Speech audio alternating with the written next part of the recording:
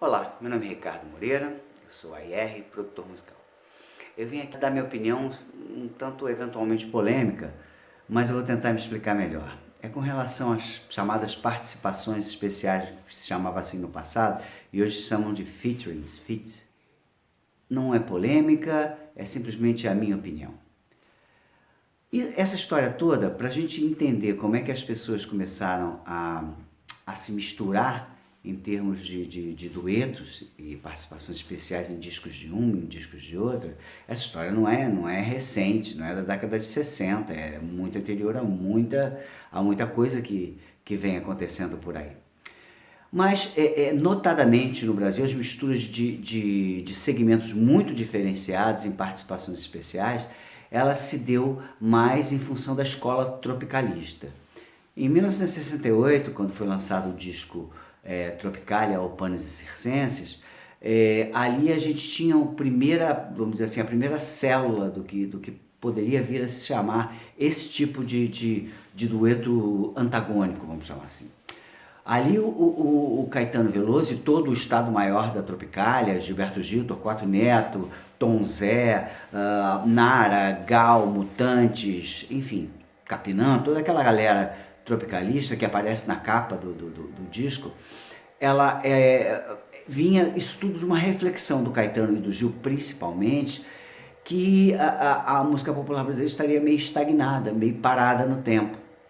E isso merecia atenção de todos os artistas, na opinião dos tropicalistas, porque isso era como se a música brasileira ficasse estagnada, precisava evoluir. Então era muito fácil encontrar na palavra, no posicionamento dos tropicalistas, principalmente do Caetano, a expressão linha evolutiva. Então a proposta da Tropicália era reatar a linha evolutiva da música popular brasileira através, de certa forma, da negação da bossa nova.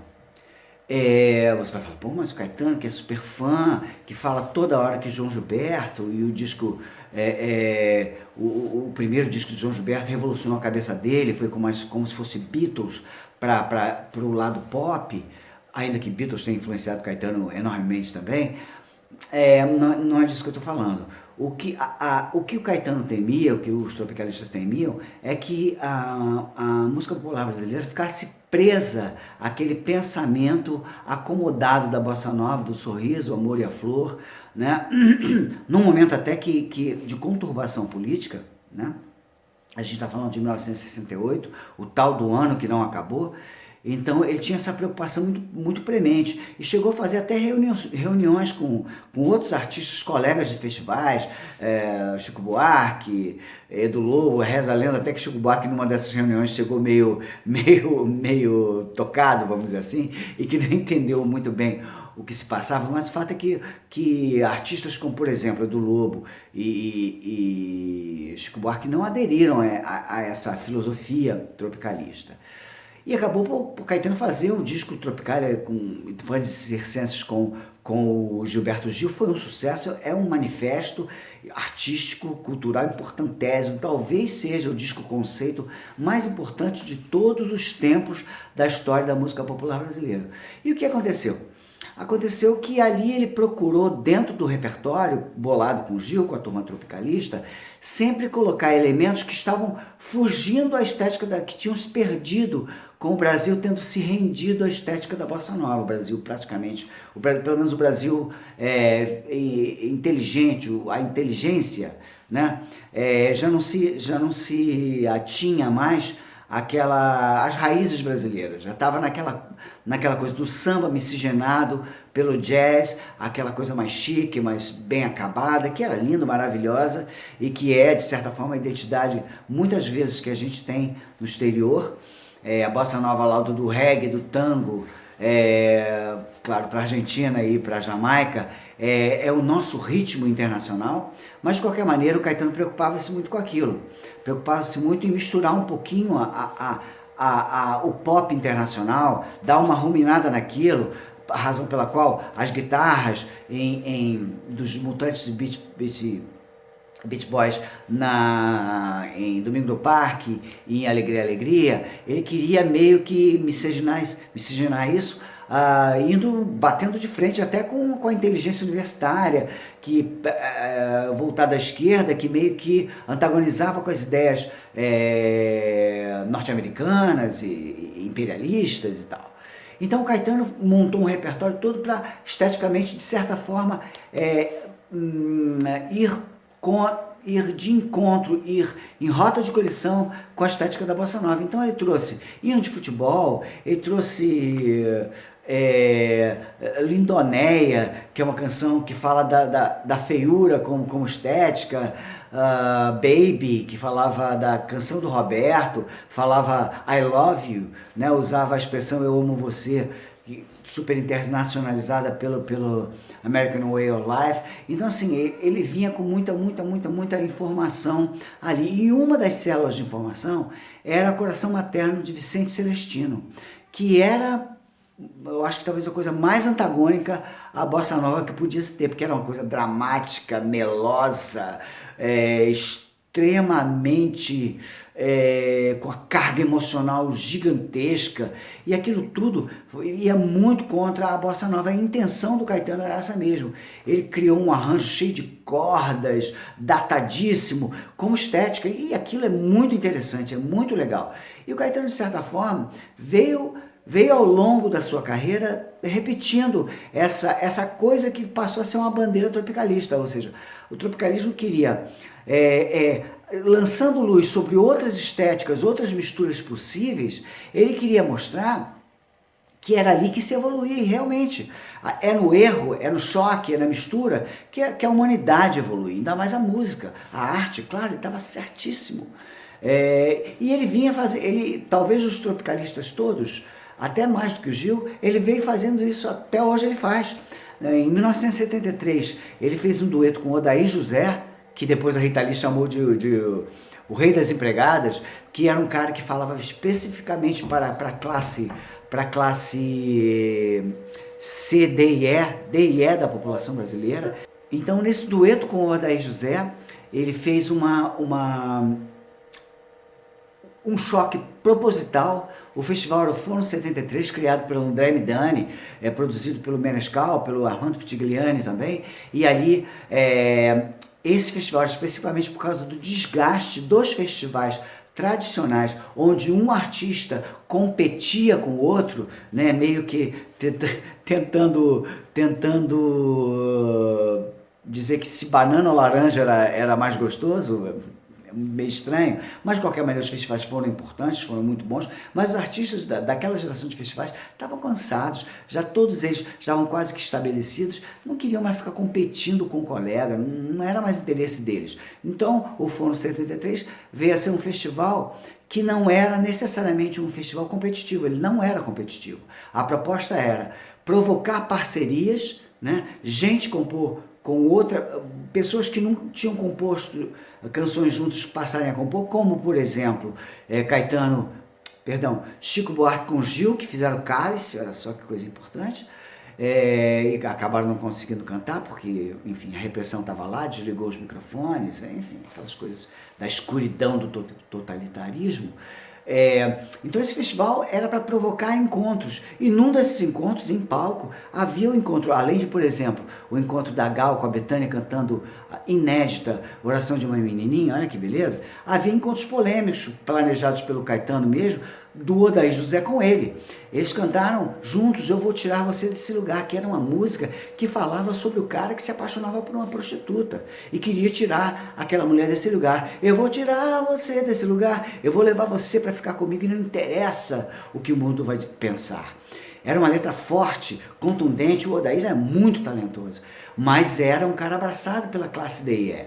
Então era um antagonismo gigante. O Caetano, o grande Caetano, que já era enorme, em 1973, depois de ter sido exilado em 69, ficado quase 2 anos em Londres, voltado, reconstruído a carreira, a relação com o público, ele aí fazendo essa ousadia, e foi muito legal, foi uma coisa chocante, que o Caetano depois passou a fazer novamente, e outras vezes ele fez com Peninha, né? Ele gravou 2 vezes Peninha, apesar do Peninha não ter essas tintas tão populares quanto o do Ayrtinha para a década de 70, ele fez lá com Sozinho, agora relativamente recente, e antes com Sonhos, sempre muito bem sucedido. O Caetano vendeu a primeira vez 1 milhão quando gravou Sonhos. Então o Caetano veio fazendo essa mistura estética, sempre como um procedimento para a evolução da linguagem da música popular brasileira. E ele tem uma responsabilidade uma tarefa muito bem cumprida. Puxa, obrigado, Caetano. Caetano é um gênio. Então, mas acontece que a partir dessa lida tropicalista, desse ideal tropicalista muitas vezes praticado, quando chegaram os anos 80, houve, enfim, entre outras coisas, houve o Plano Cruzado que foi de certa forma positivo porque meio que equiparou a sociedade, as classes C, D e E começaram a ter mais dinheiro, influenciar no mercado, influenciando a mídia, influenciando a produção televisiva, tanto de novelas quanto de linhas de shows. Os canais alternativos mais popularísticos começaram a subir de audiência, a TV Globo começou a competir em estética, começou a falar mais para o povão, e como reflexo disso tudo, o grau de exigência da sociedade brasileira e mesmo dos formadores de opinião acabou se nivelando por baixo, porque ao mesmo tempo o ensino público nunca melhorou no Brasil, nunca. Parece que é um procedimento mesmo, da mesma forma que há o racismo como estrutural, né? Existe também no Brasil a educação ruim pública estrutural.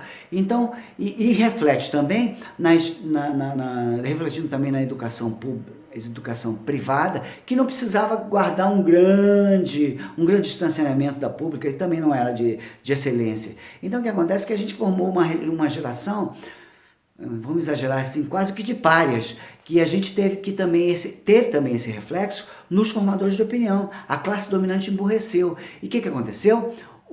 A arte se misturou de uma maneira que eu considero negativa, nivelada por baixo. Então os grandes ídolos populares passaram a ser os grandes ídolos da classe média e da classe dominante.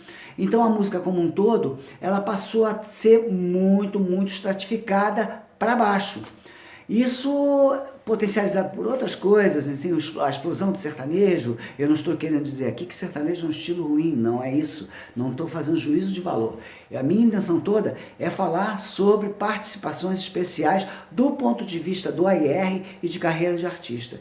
Então, aquelas participações especiais que tinham razões estéticas de mistura e evolutivas passaram a ter simplesmente intenções promocionais. Um artista quer vampirizar o público do outro. E o que acontece nessa hora? Quando você faz um dueto simplesmente para vampirizar o público do cara, digamos que a gente tem uma música chamada de qualidade, uma música chamada de popular, ainda que eu acho que isso tudo é muito relativo. O que acontece? Quando um artista estabelecido pela inteligência emocional, ele se coaduna com um artista que emplaca por falar a língua do povo, ele, na minha opinião, ele não vai conseguir tirar daquele público nada além do que ele já tem. Ao passo que o público, esse que já se comunica com a base da sociedade, vai tirar desse artista um posicionamento, uma imagem estabelecida de inteligência emocional que esse outro artista tem. Então, assim, quando você for fazer um dueto, quando você for fazer uma participação, quando você for fazer um feat, tenha certeza de que você está fazendo por razões estéticas, razões tropicalistas, razões que evoluem a música, e não simplesmente para vampirizar. Porque isso possivelmente vai ser melhor para o mais forte. E por que você vai fazer uma coisa que é melhor para quem você faz um acontecimento estético que só vai beneficiar o outro lado? Não faz sentido. Então você tem que ter razões estéticas para fazer isso. Já que do outro lado, do lado que está mais ali afeito às classes C, D e E, o cara tá aí, o que vier para ele é melhor. E não se esqueça, nem sempre os posicionamentos As pessoas hoje em dia têm, quem faz música para a base da sociedade e para toda a classe dominante, que de certa forma teve um decréscimo de inteligência, esse cara, ele é muito articulado. Ele normalmente é articulado. Então, normalmente, ele quando há pronunciamentos coletivos de classe, ele sabe se posicionar, ele fala bem, se posiciona bem, ele tem inteligência.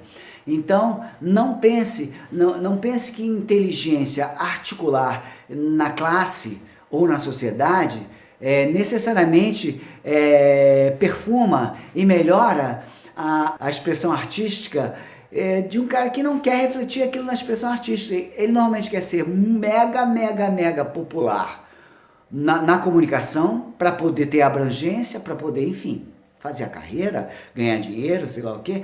E o contraponto político, ele se posiciona bem e tem e consegue ter pode-se dizer, o respeito merecido dos outros artistas que trabalham com um pouco mais de inteligência emocional e que ficam seduzidos por aquilo. Nem sempre, muito recentemente, uma artista que na minha opinião, no texto, é mega hiper feminista e moderno, e na música é altamente machista. E as pessoas acabam achando que o posicionamento machista daquela artista é um posicionamento feminista, de exploração livre do corpo, sei lá. Isso é uma questão de opinião. É uma questão de opinião política minha. Mas falando de AIR, de carreira, você tem que ter sempre a certeza de que você vai estar construindo com aquela união uma coisa que é boa para você. Se não, é melhor não fazer. Se não, faça com seus pares. Aumente, porque sempre vai haver diferença de expressão artística entre os pares, entre gente que está no mesmo segmento, por exemplo, de MPB, né?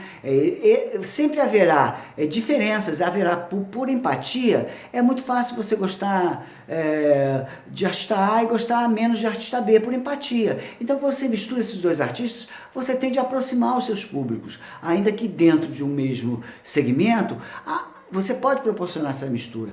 Quando você faz com outro, que não tem a ver com você, que tem uma diferença estética gigante, você tem que saber por que você está fazendo aquilo.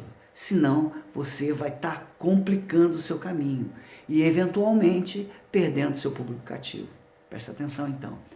E sempre lembrando, isso é apenas para pensar. A minha opinião, seja ela de AIR ou de admirador da música, ela não tem que influenciar você, só tem que fazer você pensar. Então, pensa a respeito.